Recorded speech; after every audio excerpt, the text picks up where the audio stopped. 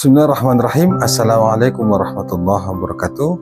Alhamdulillahirrabbilalamin. Allahumma salli ala Muhammad wa ala ali Muhammad. Apa kabar teman-teman semuanya? Bertemu lagi dengan saya di channel Mahkota Hati. Ya, seperti biasa, sebelum materi jangan lupa tuliskan doa terbaik Anda di kolom komentar ya. Apapun yang menjadi hajat Anda, tuliskan teman-teman semuanya. Dan saya juga berdoa buat kita semuanya ya, khusus buat teman-teman saat ini yang sedang diuji dengan masalah hutang. Saya doakan semoga hutangnya cepat lunas, Allah mudahkan urusannya, dibahagiakan keluarganya, diberikan kesehatan, kemurahan rezeki dan lain sebagainya teman-teman semuanya. Yang terpenting itu bagi kita jangan putus asa untuk terus berdoa. Banyak berdoa teman-teman semuanya ya. Tetap semangat dan percayalah, kita yakin bahwa Allah pasti menolong. Ya baik teman-teman semuanya, kita langsung ke materi ya. Lagi-lagi kita bahas masalah hutang dan keajaiban. Ya, salah satu hal yang ini ya, yang sangat-sangat didambakan, diimpikan bagi seorang yang sedang punya banyak hutang itu adalah keajaiban. Datangnya keajaiban Allah, yang dengan keajaiban itu insya Allah masalahnya selesai, hutangnya selesai, dan lain sebagainya. Tapi terkadang harus kita akui ya, menemukan keajaiban, dapat keajaiban itu nggak semudah yang kita pikirkan teman-teman semuanya. Apalagi buat teman-teman ini yang sering menonton atau melihat testimoni di YouTube ya. Testimoni di YouTube itu kan banyak banget ya. Mereka yang bertestimoni menceritakan pengalamannya tentang ikhtiar langit yang dilakukan tuh, misalnya bersolawat, hutangnya lunas, kemudian bersolawat, ATM terisi sendiri. Bahkan ada juga yang sengaja ATM disolawati supaya dapat transferan dan lain sebagainya lah, bentuk-bentuk yang lainnya lah. Itu banyak teman-teman di channel itu. Ya bagi saya itu sah-sah aja sih, silakan saja. Yang penting kitanya yakin, konsisten, istiqomah. Kalau perkara hasil seperti apa itu kan urusan Allah. Tapi gini teman-teman semuanya, yang terpenting itu adalah ketika kita benar-benar ingin ditolong sama Allah ya, untuk selesai dari masalah kita ini, masalah hutang lah terkhusus. Itu yang terpenting adalah bagaimana pemasrahan diri kita kepada Allah Subhanahu wa Ta'ala. Bagaimana keridhaan, keikhlasan kita dalam menerima takdirnya Allah Subhanahu wa Ta'ala. Ini penting teman-teman semuanya. Saya pernah bilang ya, salah satu di kajian saya itu saya pernah bilang bahwa harusnya rasa pasrah itu di awal bukan di akhir. Harusnya, menurut saya ya, harusnya pasrah, ikhlas, sabar, menerima, ridho itu harusnya di depan teman-teman semuanya. Kenapa? Kebanyakan dari mereka yang bertanya ke saya itu selalu keluhan itu begini, Pak, saya sudah ngamalkan jalur langit loh, sudah beristighfar, sudah bersolawat ribuan kali, saya tahajud, saya sholat duha, baca Quran, baca Yasin, baca Al-Waqiah, banyak amalan sudah saya kerjakan. Tapi saya merasa kok nggak ada perubahan, keajaiban nggak datang, sehingga kadang-kadang tuh saya bingung harus bagaimana, berbuat apa, saya nggak ngerti Pak. Itu yang WA ke saya banyak bertanya dengan hal seperti itu teman-teman. Artinya dia sudah melakukan ikhtiar langit, sudah mengamalkan banyak amalan, tapi perubahan belum dirasakan. Apa yang salah gitu, sehingga kadang-kadang secara sadar atau ya secara langsung atau tidak langsung itu akhirnya kita sibuk cari amalan. Bahkan kadang kita tuh ini amalannya nggak bener, kurang puas, cari amalan yang lain. Jadi disibukkan dengan hal itu selalu. Udah ngamalkan ini nggak ada perubahan, nggak ada keajaiban, nggak ada solusi, kita sibuk cari amalan lain. Udah dikasih diamalkan nggak ada perubahan, cari, jadi akhirnya mutar-mutar di situ aja. Nah sebenarnya bukan fokusnya itu bukan di situ selalu, bukan selalu fokus itu pada amalan itu teman-teman semuanya, bukan itu. Yang terpenting itulah bagaimana hatimu, hati kita. Nah harusnya teman-teman saya, ini menurut saya dan pengalaman saya, harusnya rasa pasrah, menerima, ridho itu di awal, bukan di akhir. Yang banyak terjadi itu kita ketika sudah ikhtiar ya, baik ikhtiar langit maupun ikhtiar bumi, itu setelah itu ya udah pasrah sama Allah. Dalam pasrah itu pun kadang-kadang masih ada rasa, Pak iya ya, apa dikabulin ya, pasti ada rasa begitu. Nah dulu akhirnya saya letakkan rasa pasrah menerima itu di depan. Banyak orang yang ketika dia mengamalkan amalan itu fokusnya itu adalah pada keajaiban, pada solusi, pada hasil gitu ya.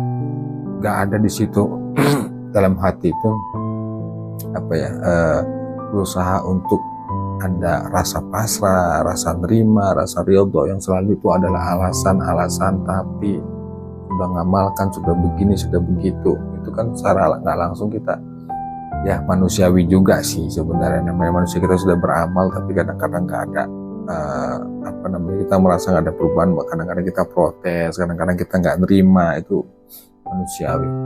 Tapi nggak ada cara lain teman-teman saya. Rasa nerima itu, sabar, ridho itu benar-benar sangat-sangat menentukan dari perjuangan kita, doa kita. Misalnya gini deh, dulu tuh ya saya cerita ke saya, bahkan sampai hari itu saya tuh selalu berpikir tuh begini, ya sudahlah ya Allah, apapun yang terjadi, apapun yang terjadi dalam hidup hamba pasrahkan segala padamu ya Allah, hamba terima, hamba ikhlas, hamba ridho ya Allah, terserah deh mau diapai gitu. Yang penting saya berusaha untuk menjadi orang baik, beramal yang baik, hidup yang baik, apapun hasilnya pasti kebaikan. Dulu tuh juga saya begitu teman-teman semuanya. Akhirnya menerima masalah dengan ikhlas, dengan ridho itu berat banget. Apalagi kalau Anda yang ketipu masalah hutang, Anda nggak salah, akhirnya Anda yang berhutang, itu berat teman-teman semua. Tapi itu caranya. Allah sudah katakan, wasta'inu bis-sabri was-shalah, minta tolonglah kepada Allah dengan sabar dan sholat. Artinya di sana sabar itu adalah menerima. Terima dulu masalahnya, semuanya yang terjadi pada diri Anda terima dengan ikhlas, dengan ridho, dengan rasa menerima ya, dengan cara sesuai kemampuan kita lah menerima masalah itu. Nah ini berat teman-teman, saya katakan berat. Apalagi kalau ada yang ditipu teman dan lain sebagainya, itu berat. Yang secara logika Anda berhutang itu bukan gara-gara Anda, tapi ditipu dan segala macamnya. Tapi sebenarnya pada akhirnya itu semuanya kesalahan diri kita. Itu berat. Makanya saya menyarankan buat Anda yang saat ini sedang dikejar-kejar hutang ya teman-teman semuanya, setelah selesai sholat itu atau malam hari, luangkanlah waktu 5 menit atau berapa menit gitu ya untuk melakukan perenungan, introspeksi diri, kemudian Anda di situ ya bahasa sederhananya bermeditasi lah. Bermeditasi itu belajar menerima keadaan, belajar menerima masalah yang Anda hadapi. Anda bisa duduk tenang, rileks, kemudian Anda letakkan tangan Anda di dada kiri, Anda bilang selalu kepada Allah, ya Allah terima kasih untuk keadaan hari ini, terima kasih ya Allah untuk kejadian semuanya pada hidupku ya Allah, terima kasih semuanya karena izin dan ridho-Mu, berikan kekuatan ya Allah, hamba ikhlas, hamba ridho ya Allah, hamba ridho ya Allah. Selalulah lakukan itu berulang-ulang teman-teman semuanya. Itu tujuannya apa? Supaya melatih diri kita untuk menerima. Ketika kita sudah menerima, kita berupaya untuk ridho dengan ketetapan dan ketentuan serta takdir Allah itu, nanti di sana gerbang keajaiban akan terbuka. Jadi Anda nggak usah sibuk mengejar-ngejar yang namanya keajaiban. Dia akan hadir, dia akan datang sendiri ketika kita memunculkan rasa nerima, rasa ridho pada ketetapan Allah Subhanahu wa taala. Wasta'inu bis-sabri was-shalah, minta tolonglah kepada Allah dengan sabar, dan sabar dulu. Terima dulu masalahnya. Sampai kapan Allah alam. Kita tetap berupaya untuk baik sangka sama Allah. Walaupun masalah itu benar-benar gak enak, menyakitkan buat diri kita, membuat kita tuh stres, membuat kita tuh puyang, pusing. Berusaha untuk ikhlas menerima itu. Makanya selalu tarik nafas. Haula wala quwata illa billah, ya Allah, aku lemah, aku nggak mampu ya Allah, aku pasrahkan segalanya padamu ya Rabb. Selalulah katakan itu dimanapun saat Anda lagi down, lagi merasa sumpek gitu, kepikiran masalah itu, selalu lakukan itu teman-teman semuanya.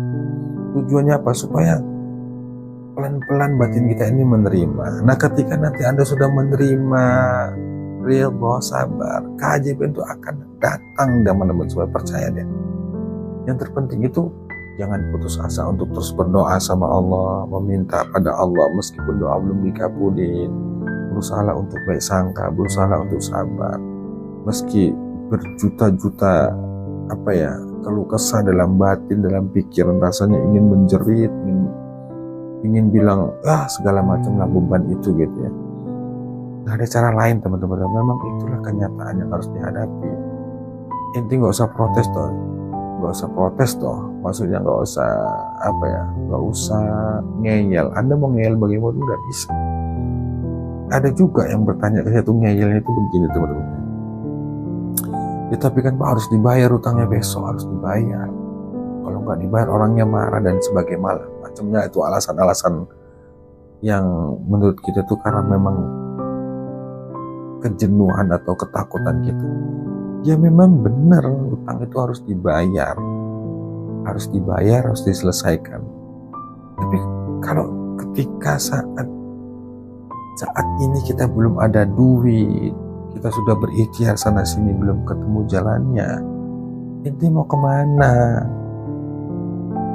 Mau protes bagaimana? Mau menjerit bagaimanapun, kalau Allah belum buka jalan, gak akan dikasih jalan itu sama Allah. Terus solusinya dihadapi, dijalani, ya terima itu. Suka nggak suka, terima nggak terima, ya memang itulah fakta kehidupan yang harus dijalani.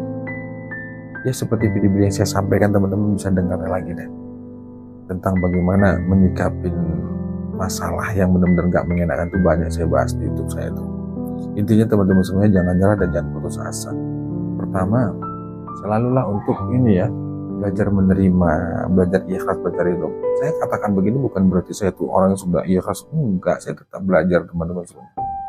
Tapi berusahalah untuk ke sana. Artinya insya Allah dengan kita menerima itu dengan ridho, dengan sabar, nanti jalan keajaiban pertolongan itu akan dibuka sama Allah Subhanahu wa taala. Itu teman-teman.